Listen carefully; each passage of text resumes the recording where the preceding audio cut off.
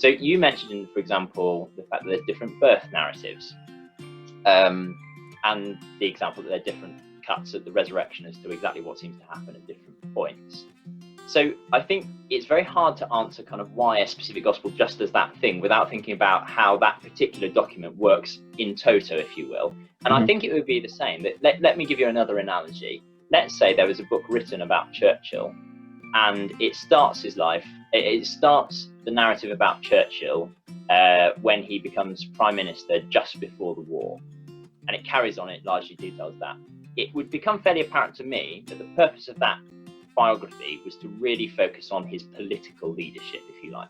Yeah. There might be another narrative which is written about Churchill, which really majors on the relationship he had with his dad, which people say was really formative in his younger years, and the kind of the early life of Churchill. And as soon as you kind of tap into what that biography is trying to do, you've got a handle on why it might be recording certain incidents. I think it's no different with the Gospels. I'm not trying to compare Jesus and Churchill, but you see what I'm saying. Yes. So Churchill is a complex, rounded character, as indeed every single person is. Yeah. And yeah, so he would have had a political face, a political drive, but he also would have had a different life backstory as well. Exactly that. Which is another facet of his person. That's basically what you're saying, isn't it? Precisely that. Yeah. And I think then, so take Mark, which is probably the gospel I've probably spent the most time with. Okay. And that gospel doesn't mention anything about his birth. Yeah. And it's quite interesting. And it ends in a really strange way at the end of the Gospel of Mark. Yeah. So again, what that I think starts to get you doing is to start tapping into what is the Gospel of Mark trying to show.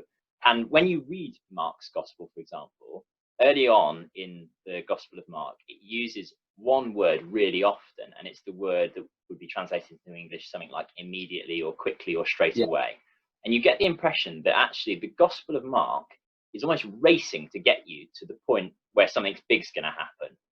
And then the narrative really slows down, and that's actually a period in the middle of Jesus's ministry where he's talking to his disciples about what he's going to go through and what discipleship looks like, what following him means. Okay. And then it slows down even more in the last week. But you get, it's like if you imagined on a graph the pace of the narrative, it sort of starts off at like lightning speed. It doesn't seem to have any need to talk about any of the backstory. It's straight into, now Jesus started his ministry and this happened, this happened, this happened, this happened. And then you breathe for a bit and you think, where are we? And it's like got you right into the action. Maybe in a similar way to the church example, it just starts with his life as prime minister in the war. Like big events are majored on.